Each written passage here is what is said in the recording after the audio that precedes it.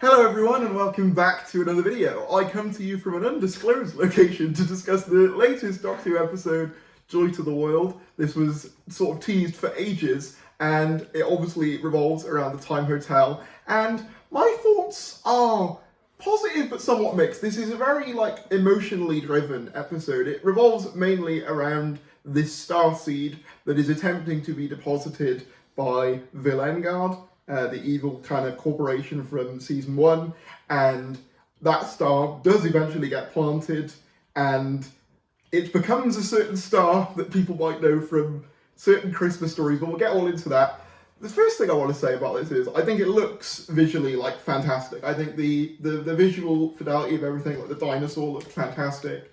I saw that from the trailers and I totally agree with that. Ncuti I thought was a lot more kind of callous at points in this, which I actually really liked. I thought he was a bit too melancholy and a little bit too a bit too happy sometimes, so it was nice to see him a bit more angry. That scene where, spoilers, he basically has to be mean to Joy in order to snap her out of the trance to deposit the starseed, I really liked. But I have to say, the star of the show for this wasn't Nicola Coughlan, which is ironic because that's what all the marketing was built around, but instead it was the character of Anita, whose name I don't remember the actor's name, but she was fantastic. There's basically a scene that involves Ncuti Gatwa's Doctor living at Sandringham Hotel waiting for the right year so he can go back to the Time Hotel to continue the plot as he's told by himself. And he basically has to settle down, which is something the Doctor never does, except in Power 3, where he gets bored. But generally speaking, it's not something he usually does. So that was quite interesting to see a domestic side to the Doctor that I don't think we've seen. I think one of my big issues for this, and I think it's something that was why I'm sort of jumping all over the place. I think the pacing was a little bit, in places, it was a bit too quick, and then in some cases, a little bit too slow.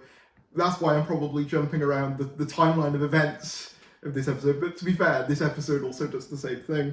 The big controversial aspect to this, though, is that it's revealed that the star that the aliens are trying to plant way back in history is the star of literal Bethlehem, the star that Jesus and all of that are born under and all that sort of stuff. Now, I'm not Christian, so I have no, horse in that race. So some people are probably going to maybe like that, some aren't. Personally, for me, I think it would have been better if they'd have done it, but not put the Bethlehem little piece of text on the front, so then people could interpret it how they want. The other thing I wanted to say that I thought was really good in this is the connection to COVID and Nicola Coughlan's character's mother. She passed away in COVID in a hospital, and that kind of leads to her being quite lonely and stuff. So that was really good. That was a really good emotional beat, as was the Anita stuff. But I think when it tries to do the religious angle, I'm not too sure. Maybe a little bit too sentimental, but then again, Doctor Who Christmas specials are always a bit like that. But overall, I thought this was pretty good. Not my favourite, but pretty good. What I do want to talk about as well, quickly, and I'll do a full video on this later on, probably tomorrow, the Season 2 trailer.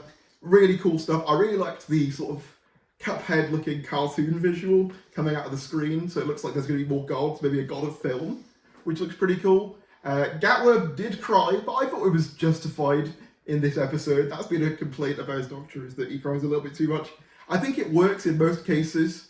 I just find it ironic. I guess one of my other negatives is just they got Nicola Coughlan in, who's very famous and very successful, Bridgerton and stuff like that, but they didn't really use her for an awful lot. I thought that was an odd choice to basically have her not be the secondary companion and instead Anita taking up that role. I thought that was a bit odd. But that's my overall quick thoughts. Let me know down in the comments below what you thought. If you did enjoy the video, be sure to give it a like, subscribe if you're new, and I'll see you later. And you can cut it there.